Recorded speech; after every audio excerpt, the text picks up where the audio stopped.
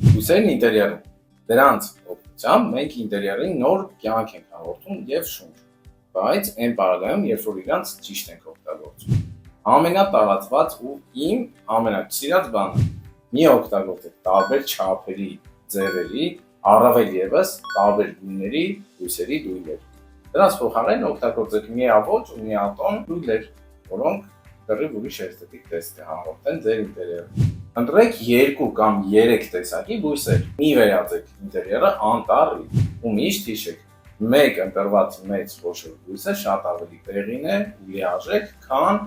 մի քանի տարբեր տեսակի բույսերը։ Ընտրված բույսերը նաև լուսավորություն ու խնամք է պահում։ Չնայած այնպիսի տարբերակներ կան, որ ոչ անտարբերությունից են նեղվում, ոչ էլ մթությունից։ Դրա համար ընտրեք այնպիսի բույսեր, որոնք բացի էսթետիկ տեսք հաղորդելուն ու կյանք հաղորդելուն ինտերիերին, նաև ունենան լավ ֆունկցիա, մաքրեն օդը փոշուց եւ հարստացնեն թթվածին։ Իդեշի ամենաթույն տարբերակը կոչվում է զոքանչի լեզու։ Սուրլիկ բույսը ինքը